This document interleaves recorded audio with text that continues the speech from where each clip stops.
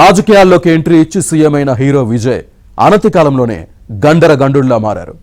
రాజకీయ ధురంధరులకు సైతం చెమటలు పట్టిస్తున్నారు. బీజేపీతో పోరాడుతూనే కేంద్రంతో సఖ్యతగా ఉంటున్నారు. తనకు ముప్పుగా ఉన్న వారిని రాజకీయంగా మట్టుబెడుతున్నారు. తమిళనాడు ఒక రకమైన పొలిటికల్ స్ట్రాటజీ, కేంద్రంతో మరోలా వ్యవహరిస్తున్నారు.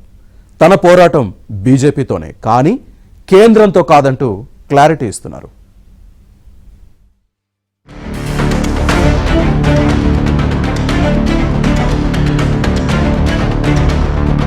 టీవీకే అధినేత తమిళనాడు ముఖ్యమంత్రి విజయ్ బీజేపీ విధానాలను తీవ్రంగా వ్యతిరేకిస్తున్నారు.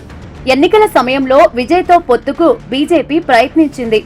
బీజేపీని సైద్ధాంతిక శత్రువుగా ప్రకటించిన విజయ్ ఆ పార్టీతో కలిసి వెళ్లేందుకు ఏమాత్రం ఇష్టపడలేదు. ఇప్పటికీ అలాగే ఉన్నారు. కేంద్ర ప్రభుత్వంతో మాత్రం మంచి సంబంధాలనే నెరుపుతున్నారు.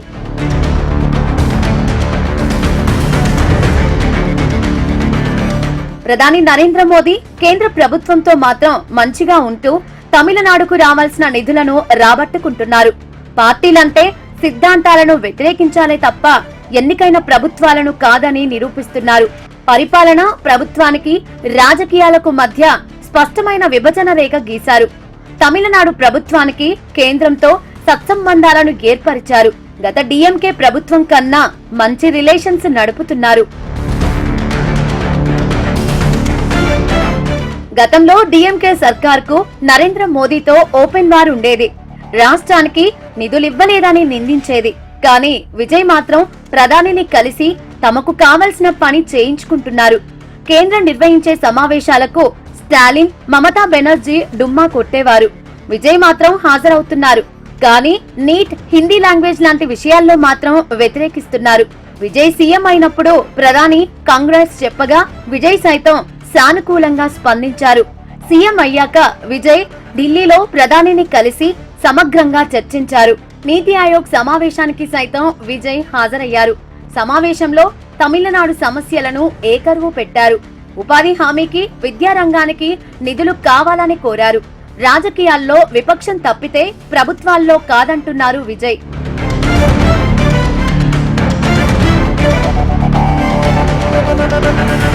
తమిళనాడు రాష్ట్రంలోనూ రాజకీయాలు ఎన్నడూ లేనంత రసవత్తరంగా మారాయి. స్పష్టమైన మెజారిటీకి 10 స్థానాల దూరంలో విజయ్ ఆగిపోవడంతో కాంగ్రెస్, డీఎంకే కూటమిలోని కొన్ని పార్టీల వెలుపలి మద్దతుతో ఆయన ప్రభుత్వాన్ని ఏర్పాటు చేశారు. ఈ క్రమంలోనే విజయ్ సర్కార్ను పడగొట్టేందుకు డీఎంకే శతవిధాలా ప్రయత్నిస్తోందన్న వార్తలొచ్చాయి. విజయ్ ప్రభుత్వానికి కేవలం 6 నెలల డెడ్ లైన్ విధిస్తూ మాజీ సీఎం ఎంకే స్టాలిన్ చేసిన వ్యాఖ్యలు తమిళ రాజకీయాల్లో తీవ్ర దుమారం రేపుతున్నాయి.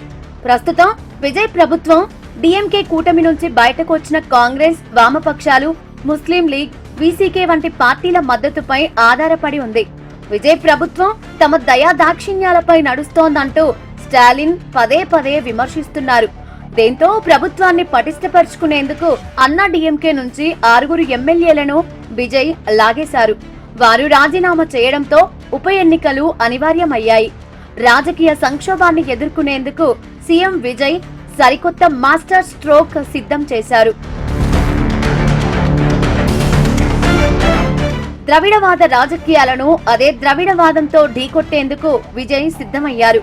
ఇందులో భాగంగానే ఎండీఎంకే అధినేత వైగోను రంగంలోకి దించారు.